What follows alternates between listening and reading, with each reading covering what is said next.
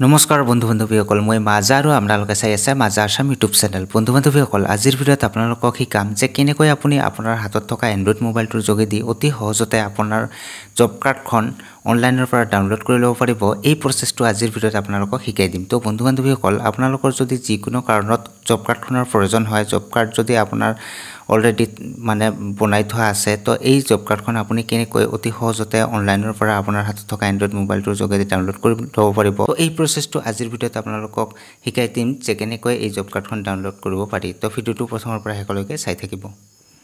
তো বন্ধু বান্ধৱীসকল জব কাৰ্ডখন ডাউনলোড কৰিবলৈ আপুনি কি কৰিব, আপোনাৰ হাতত থকা এণ্ড্ৰইড মোবাইলটোৰ যিকোনো এটা ব্ৰাউজাৰ অ'পেন কৰি ল'ব অথবা আপোনাৰ মোবাইলত থকা গুগল ব্ৰাউজাৰটো অ'পেন কৰি ল'ব। গুগলটো অ'পেন কৰি লোৱাৰ পিছত ইয়াতে সাৰ্চ বাৰত টাইপ কৰি দিব MGNREGA জব কাৰ্ড বুলি লিখি সাৰ্চ কৰি দিব। MGNREGA job card, MGNREGA job card বুলি লিখি সাৰ্চ কৰি দিয়াৰ লগে লগে কিন্তু এনেকুৱা এখন ইণ্টাৰফেচ খোল খাব। ইয়াতে প্ৰথম যোনটো ৱেবছাইট পাব পঞ্চায়ত বুলি, এই পঞ্চায়ত ৱেবছাইটটোত ক্লিক কৰি ল'ব। ইয়াতে ক্লিক কৰাৰ পিছতে এনেকুৱা এখন ইণ্টাৰফেচ খোল খাব। ইয়াতে এই ডাটা এণ্ট্ৰি অপশ্যনটোত এবাৰ ক্লিক কৰি ল'ব। ডাটা এণ্ট্ৰি অপশ্যনটোত ক্লিক কৰাৰ পিছত ইয়াতে কিন্তু ভাৰতবৰ্ষত থকা প্ৰত্যেকখন ৰাজ্যৰে নাম শ্ব' কৰিব। এইবিলাকত আপুনি ক্লিক নকৰিব। ইয়াত ওপৰত চাব পাৰিব ষ্টেট বুলি এটা অপশ্যন পাব, এই ষ্টেটত ক্লিক কৰিব। এই ষ্টেটত ক্লিক কৰাৰ পিছতে কিন্তু আকৌ ভাৰতবৰ্ষত থকা প্ৰত্যেকখন ৰাজ্যৰ নাম এনেকৈ শ্ব' কৰিব। তো ইয়াৰ পৰা আপুনি কোনখন ৰাজ্যত বাস কৰে সেই ৰাজ্যখনৰ নাম চিলেক্ট কৰি ল'ব।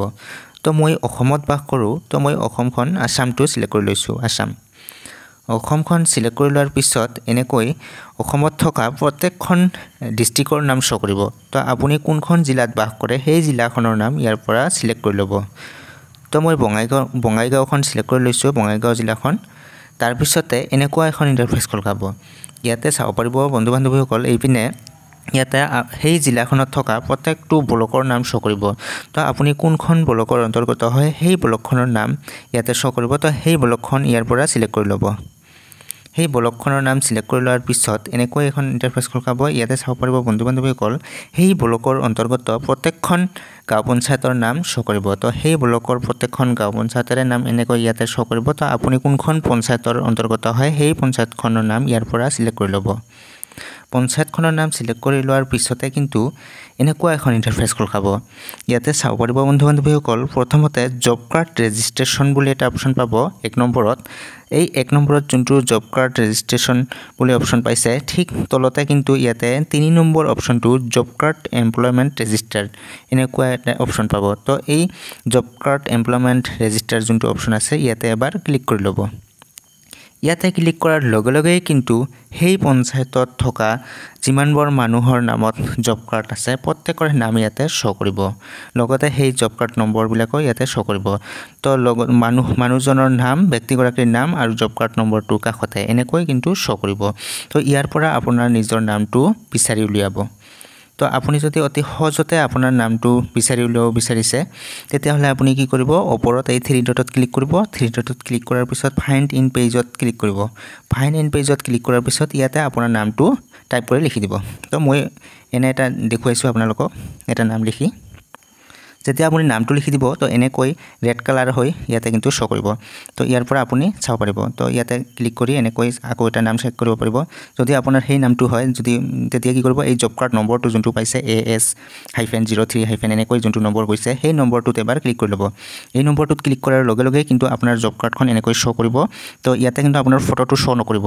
ইয়াতে অনলাইন যেতিয়া ডাউনলোড কৰিব ইয়াতে আপোনাৰ ফটোটো শ্ব' নকৰিব, এনেকৈ কাৰ্ডখন শ্ব' কৰিব। লগতে ইয়াতে আপোনাৰ এড্ৰেছটো আৰু তলতে আপোনাৰ নামবিলাক কিন্তু শ্ব' কৰিব। আপোনাৰ ফেমিলিত কিমানজনৰ নাম আছে জব কাৰ্ডত প্ৰত্যেকৰে নাম এনেকৈ শ্ব' কৰিব। তো যদি আপোনাৰ এইখন জব কাৰ্ড হয় তেতিয়াহ'লে ইয়াৰ পৰা ইয়াতে আপুনি কিন্তু এইখন ডাউনলোড অপশ্যনটো নাই, আপুনি কি কৰিব, এইখন স্ক্ৰীনশ্বট মাৰি ল'ব পাৰিব। এনেকৈ স্ক্ৰীনশ্বট মাৰি লৈ ল'ব পাৰিব। তো এনেকৈ কিন্তু আপোনাৰ জব কাৰ্ডখন এনেকৈ ডাউনলোড কৰি ল'ব পাৰিব। তো ইয়াতে আপোনাৰ কোনটো নাম হয় কাষতে জব কাৰ্ড নম্বৰটো আছে। যদি কনফাৰ্ম হ'ব বিচাৰিছে তেতিয়াহ'লে কি কৰিব, এই আপোনাৰ নামৰ কাষতে থকা জব কাৰ্ড নম্বৰটোত এবাৰ এনেকৈ ক্লিক কৰি ল'ব। ক্লিক কৰি লোৱাৰ পিছতে ইয়াতে কিন্তু আপোনাৰ এড্ৰেছটো শ্ব' কৰিব। লগতে সেই জব কাৰ্ডত কিমানজন ফেমিলিৰ নাম আছে, পৰিয়ালৰ কিমানজনৰ নাম আছে এই জব কাৰ্ডখনত, সেইবিলাক কিন্তু এনেকৈ শ্ব' কৰিব।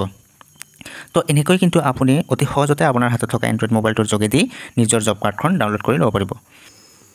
তো বন্ধু বান্ধৱীসকল এইটো আছিল আজিৰ ভিডিঅ'টো চাই যদি ভাল লাগিল তেনেহ'লে ভিডিঅ'টোত এটা লাইক কৰিব বন্ধু বান্ধৱীসকলৰ লগত ভিডিঅ'টো শ্বেয়াৰ কৰিব আৰু চেনেলটোত নতুন হৈ থাকিলে চেনেলটো ছাবস্ক্ৰাইব কৰি ল'ব আৰু কাষত থকা বেল আইকনটো বজাই দিব যাতে মই আপলোড দিয়া এনেধৰণৰ নতুন ভিডিঅ'ৰ আপডেটবিলাক সকলোৰে প্ৰথমতে আপোনাৰ মোবাইলত যায় পৰৱৰ্তী ভিডিঅ'ত আকৌ দেখা হ'ব আজিৰ মতে বিদায় ধন্যবাদ